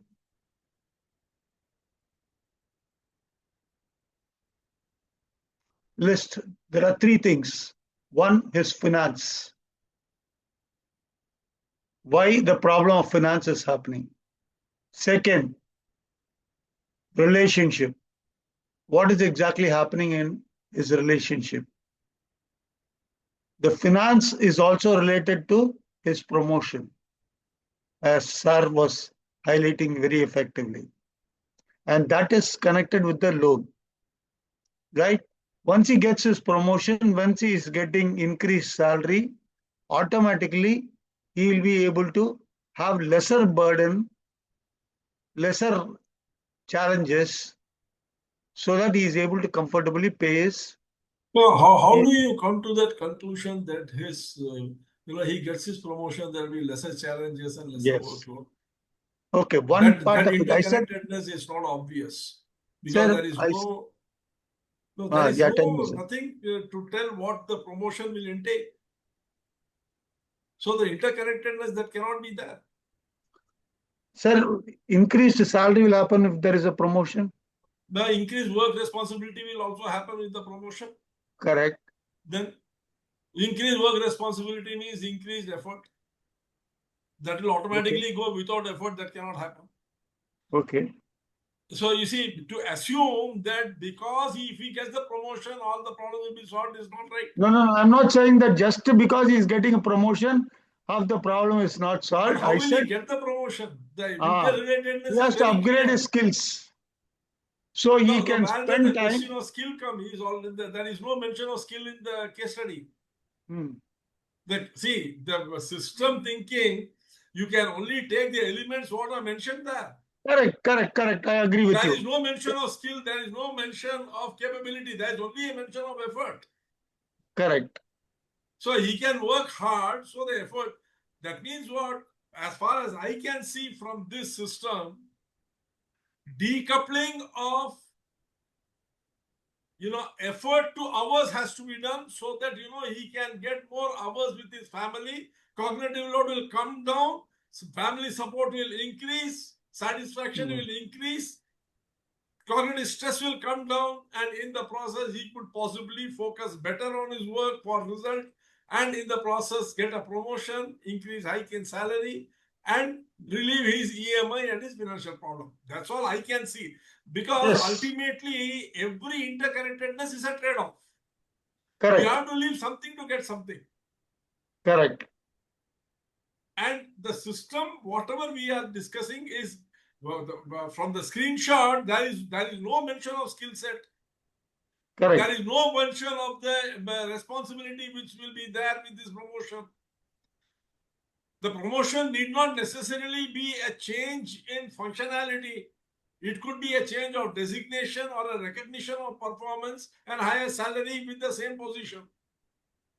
There are so many ifs and buts in that. None of those are mentioned in the case study. That is what one of the aspects we see is what are the untold aspects, what are the emotional aspects which we also need to look into it when we are looking at systems. It's not one day solution which is going to come.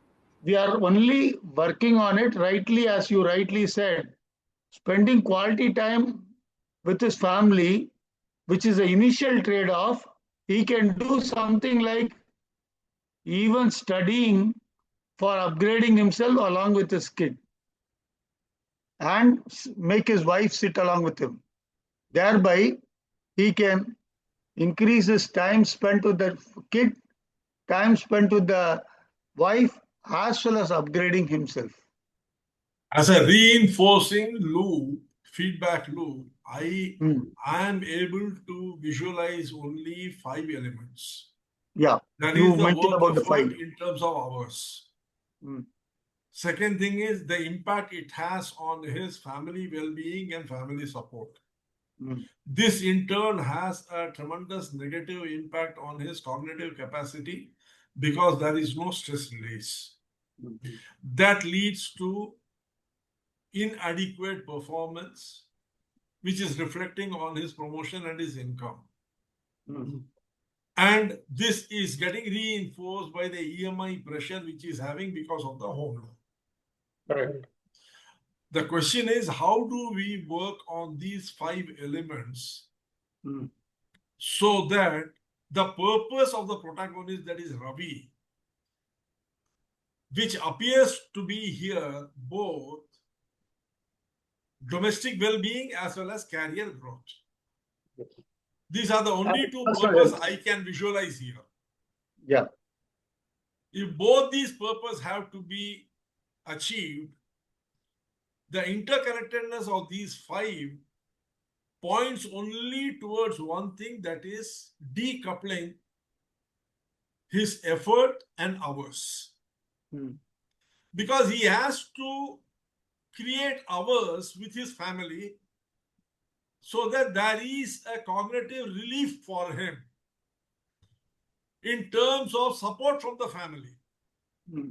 If there is support from the family, affection from the family includes both his child and his wife. If that is available, possibly the stress element of his work, he will be able to handle better.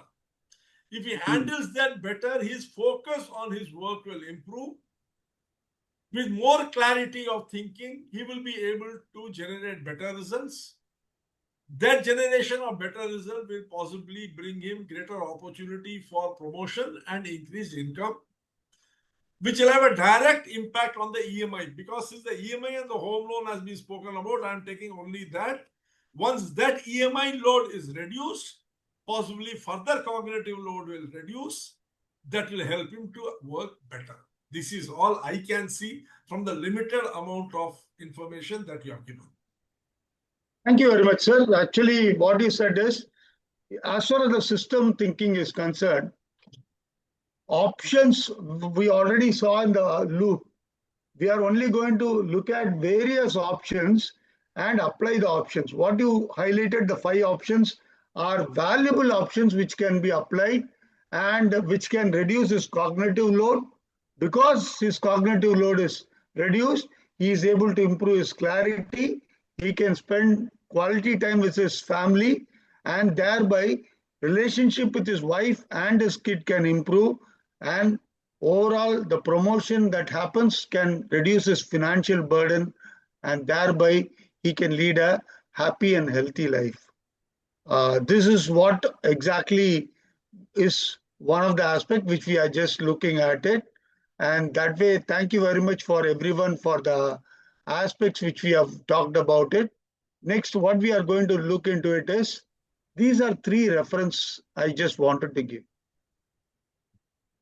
The books which I just had few of the aspects, The Art of Thinking in Systems by Stephen Cluster, and then The Art and Practice of Learning Organization, which is from Peter Senge, which is one of the bestseller and which has altered organizational problem analysis and solution. And third is very ideal one, which is the Business Dynamics, System Thinking and Modifying for it for a Complex World, which is by John Sterman. These 3 books, along with the introduction of system thinking, are the books which can help us. But most important thing is, it's not just about reading, it is about application. What we need to do here is very simple, that whenever they identify a problem, put a circle or put a map and identify the elements, identify the interconnectedness, look at the larger purpose and try to solve the issue. If we continue to work on it, what exactly happens is we become a system thinker. The day we become a system thinker, our mind automatically starts looking at solutions instead of looking at problems. And that is the purpose of system thinking. The more and more cognitively you are working towards connecting the elements with the interconnectedness and the purpose, the more you can look at with clarity why this problem is arising, how I can solve the problem, how I can ensure that my purpose is achieved. With that particular thought, I just would like to thank Arun sir for giving me this opportunity, and I would like to conclude the session.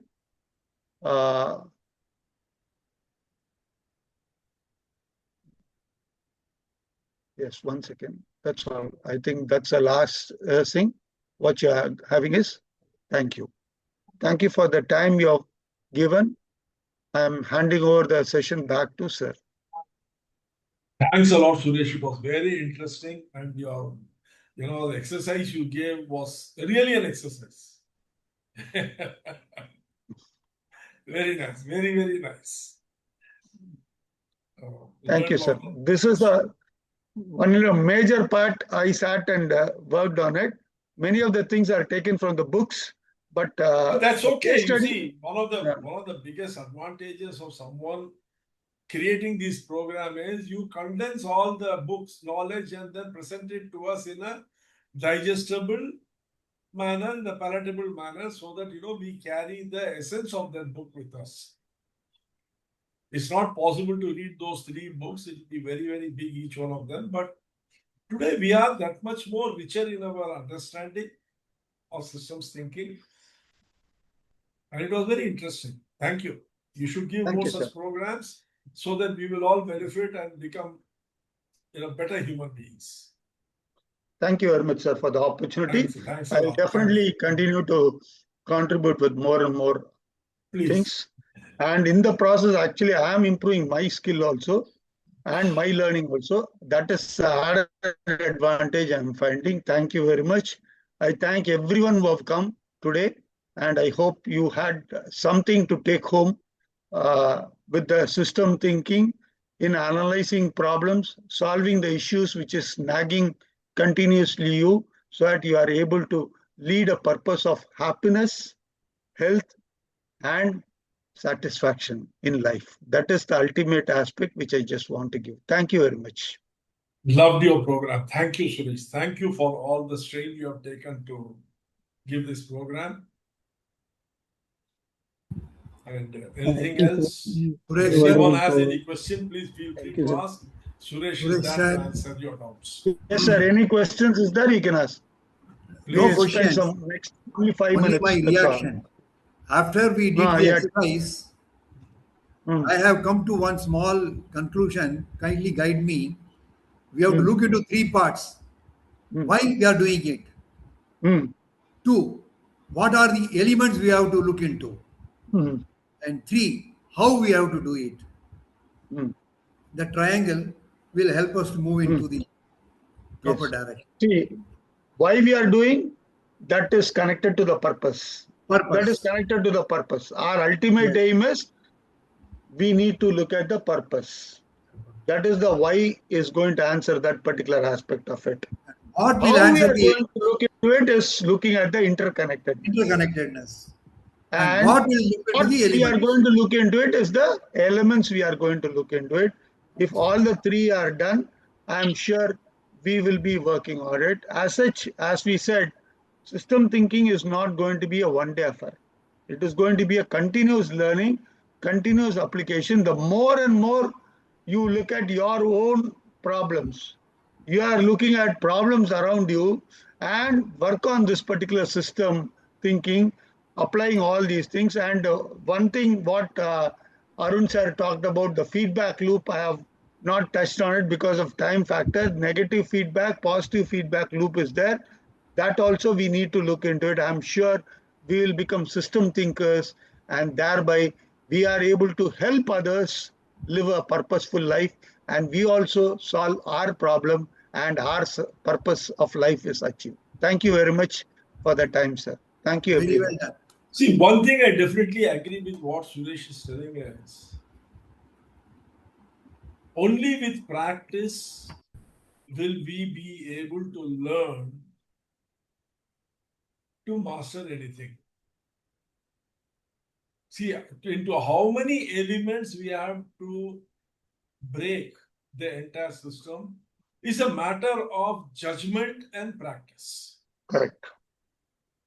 Okay, we can even break it into 200 elements, but then will we be able to handle all the interconnectedness? No. So you see, so we should be able to, that only by practice it will come. Maybe, Suresh can think of one more program where he will very specifically address what are the criteria one should take into account in identifying the elements that constitute the system. Okay. Sir. That will be a very, very important aspect, as Raghavan sir has said. That is a very important thing because, unless you know what is the minimum and maximum number of elements that you should break down a system into, given the context and circumstances, it will become very confusing for any person to work on it. Sir, And then there is another, the science of trade-off, when we are discussing about interconnectedness. See, we already saw that certain elements, even if it is not there, still the system can work. Still the problem can be solved. So, as you rightly pointed out, not every element need to be taken into account. It's only a trial and error in certain areas where we can do it. As you continue to apply, I'm sure we will be able to become a good system thinker. The day we become a system thinker, many of the problems in our own life or people around our life can be solved. That is what is the conclusion which I am getting from what you talked about it and from what the books I've read. Thank you, everyone.